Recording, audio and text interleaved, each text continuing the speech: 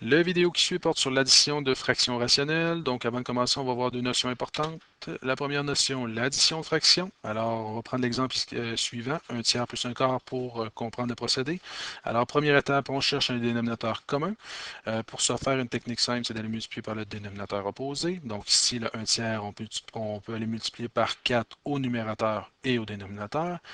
Et le 1 quart, on va aller multiplier par 3 au numérateur et au dénominateur, ce qui va nous donner des fractions 4 douzièmes plus 3 douzièmes, donc fraction équivalente à 1 tiers et 1 quart. La deuxième étape, une fois qu'on l'a mis sur le même dénominateur, on additionne les numérateurs, donc 4 plus 3, ça va donner 7, et on garde le même dénominateur 12, donc résultat 7 sur 12. Donc première étape, avoir le même dénominateur, et deuxième étape, additionner les numérateurs. Voyons pour la deuxième notion à se rappeler, la notion de factorisation. Alors, il y a 4 techniques qui existent. La première, la mise en évidence simple, qui consiste à sortir un terme commun d'un polynôme. Donc, si on prend l'exemple 2x2y3z2 plus 4xy3z, on peut sortir le terme commun 2xy3z, ce qui va laisser dans la parenthèse xz plus 2. Deuxième technique, la mise en évidence double, où l'on sort un terme commun des deux premiers termes et on sort un terme commun des deux derniers termes. Généralement, cette technique est utilisée lorsqu'on a un polynôme à 4 termes. Alors, ici, on a A2 plus AB moins A moins B. Des deux premiers termes, donc A2 plus AB, on peut sortir un A, ce qui va nous laisser dans la parenthèse A plus B. Et des deux derniers termes, on peut sortir un moins 1, ce qui laisse dans la parenthèse A plus B. On regroupe les deux termes qu'on a sortis, c'est-à-dire le A et le moins 1, ce qui va donner A moins 1 dans une parenthèse, et dans l'autre parenthèse, on va écrire A plus B. Troisième technique, c'est la technique du somme-produit, donc technique généralement utilisée lorsque l'on a un trinôme. Alors, le produit est trouvé lorsqu'on fait la multiplication du coefficient du premier terme avec le coefficient du dernier terme, donc moins 2 fois moins 6 qui donne plus 12, et dont la somme est équivalente au coefficient du terme du milieu, donc ici le 7. Donc on cherche deux nombres qui multipliés ensemble donnent 12 et qui additionnés ensemble donnent 7. Alors 4 et 3, 4 plus 3 donne 7, 4 fois 3 donne 12. Par la suite, on fait une mise en évidence double, c'est-à-dire on sort un terme commun des deux premiers termes du polynôme et on sort un terme commun des deux derniers termes du polynôme. Donc, on peut sortir un moins 2a des deux premiers termes du polynôme et on sort un plus 3 des deux derniers termes du polynôme. On les regroupe comme dans la mise en évidence double, ce qui va nous donner moins 2a plus 3 et a moins 2. Dernière technique, la différence de carré. Lorsqu'on utilise cette technique lorsque l'on a deux carrés séparés par un négatif. Donc, qu'est-ce qu'on fait? C'est qu'on fait la racine carrée de chacun des nombres et on les met dans deux parenthèses, une positive et une négative. Ici, on a x2 moins 4. Alors, on fait la racine carrée de chacun des nombres, ce qui donne la racine carrée de x2, ça fait x. Racine carrée de 4, ça fait 2. Ce qui va donner x moins 2 et x plus 2.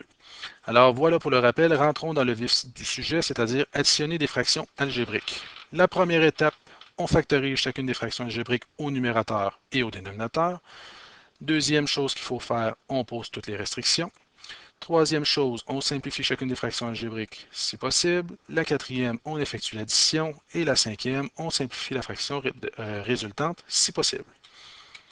Donc, pour commencer, on va prendre un exemple. On factorise chacune des fractions algébriques au numérateur et au dénominateur. Si on commence par le numérateur de la fraction de gauche, on a y-2. On peut faire aucune factorisation, ni de mise en évidence simple, ni de mise en évidence double. Donc, on va s'attaquer directement au dénominateur de la fraction de gauche, donc le y2 moins 2y plus 1. C'est un trinôme, donc on va utiliser la technique du somme-produit. Alors, on veut un produit égal à 1 et une somme égale à moins 2. Alors, le résultat va être moins 1 et moins 1, car moins 1 fois moins 1, ça donne 1. Et moins 1 plus moins 1 donne moins 2. On sépare le terme du milieu avec les deux nombres qu'on a trouvés et on effectue la mise en évidence double, ce qui va nous donner y-1 entre parenthèses et y-1 dans l'autre parenthèse. Donc, on remplace ce qu'on a trouvé, notre trinôme par ce qu'on a trouvé. On est rendu au numérateur de la deuxième fraction. On a 2y plus 2. Ici, on peut faire une mise en évidence simple, ce qui va nous donner 2 parenthèses y plus 1. Par la suite, on ne peut rien faire d'autre, ni de mise en évidence double, ni de somme produit. Alors, c'était simplement une mise en évidence simple. On peut tomber au niveau du dénominateur voyons, de la deuxième fraction, le y2 moins 1. Alors, qu'est-ce qu'on va faire? C'est que y2 moins 1, c'est une différence de 2 carrés.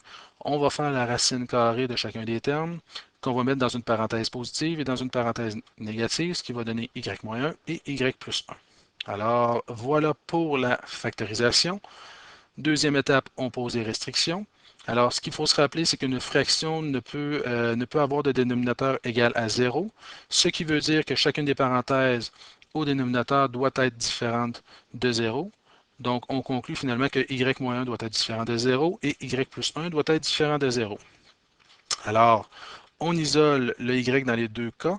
Ce qu'on se rend compte, c'est que y doit être différent de 1 et y doit être différent de moins 1. Alors, ce sont les deux valeurs que y ne peut prendre. Troisième étape, on simplifie chacune des fractions si possible. Si on regarde la fraction de gauche, on ne peut simplifier de termes en haut et de termes en bas, donc il n'y a pas de parenthèse égale en haut et de parenthèse égale en bas. Par contre, la fraction de droite, on a un y plus 1 dans une parenthèse et un y plus 1 en haut et un y plus 1 en bas, donc on peut les simplifier. Ce qui va nous donner comme fraction simplifiée y-2 avec y-1 entre parenthèses et y-1 dans une autre parenthèse, plus 2 sur y-1. Par la suite, on cherche un dénominateur commun. Donc, on remarque que pour la fraction de droite, il nous manque un y-1 entre parenthèses au niveau du dénominateur. Alors, qu'est-ce qu'on va faire? C'est qu'on va le rajouter au dénominateur et on va le rajouter au numérateur de cette façon.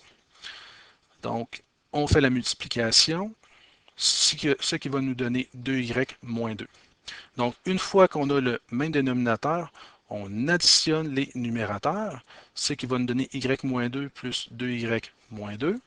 Et si on simplifie, ça va nous donner 3y moins 4.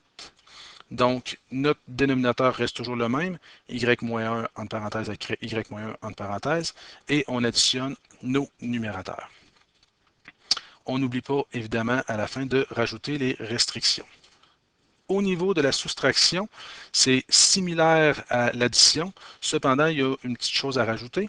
Donc, on pose des restrictions. Dans les deux cas, on a y-1 au dénominateur dans nos deux fractions. Donc, on veut que y soit différent de 1. Par la suite, qu'est-ce qu'on va faire? C'est que le négatif, on va venir le rajouter en un coefficient moins 1 à la fraction de droite. Donc, on va rajouter moins 1 en avant de notre y-2 qu'on va mettre sous la forme d'une parenthèse et on va changer le signe négatif pour un positif.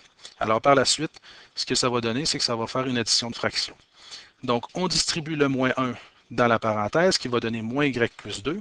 Et par la suite, puisqu'on a le même dénominateur, on peut additionner le numérateur, ce qui va faire y plus 1 moins y plus 2, ce qui va nous donner 3 sur y moins 1, et on rajoute la restriction. Donc, voilà la petite nuance au niveau de la soustraction. Ceci complète la vidéo. Pour en savoir un peu plus, vous pouvez consulter la bibliothèque virtuelle d'AlloProf.